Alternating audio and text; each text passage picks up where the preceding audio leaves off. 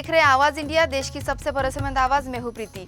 आइए एक नजर डालते हैं देश दुनिया की 10 बड़ी खबरों पर।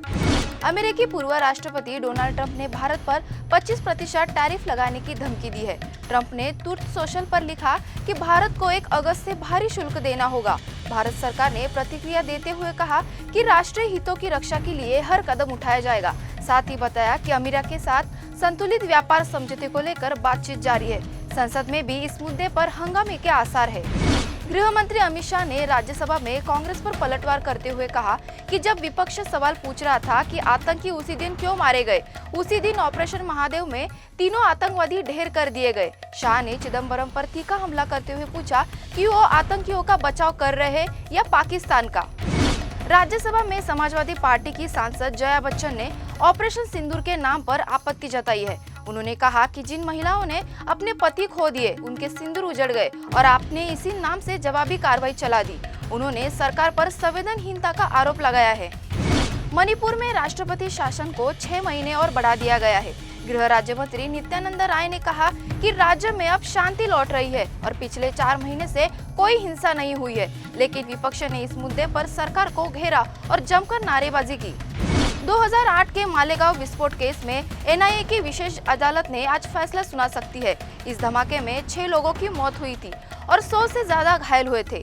बीजेपी सांसद साध्वी प्रज्ञा ठाकुर और कर्नल पुरोहित सहित 7 लोग आरोपी हैं। एनआईए ने साजिश रचने का आरोप लगाया है।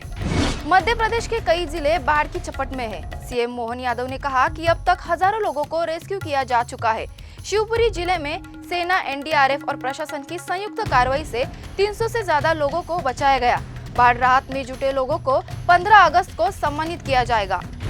महाराष्ट्र सरकार की लाड़की बहन योजना की 13वीं किस्त जल्द आने वाली है, लेकिन कई महिलाओं के खाते में पैसे नहीं जाएंगे। सरकार ने पाया है कि कुछ महिलाएं अपात्र होकर भी योजना का लाभ ले रही थी।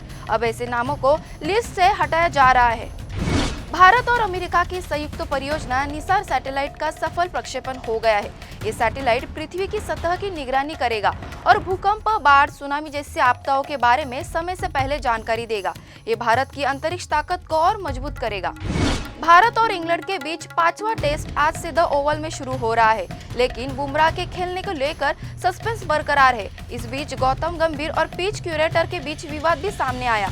कप्तान शुभमन गिल ने कहा कि वे इस विवाद से अनजान हैं। आहान पांडे की डेब्यू फिल्म सैयारा लगातार बॉक्स ऑफिस पर कमाल कर रही है। फिल्म ने आरआरआर और धूम 3 को पछाड़ते हुए अब तक की 21वीं सबसे ज्यादा कमाई करने वाली भारतीय फिल्म बन गई है। फिल्म का बजट 60 करोड़ था, जबकि कमाई 270 करोड़ पार कर गई है। फिलहाल आवाज इंडिया में देश दुनिया की बड़ी खबरों में इतना ही। जुड़े रहिए आवाज इंडिया के साथ। जल्द होगी आपसे फिर मुलाकात। तब तक के लिए नमस्कार।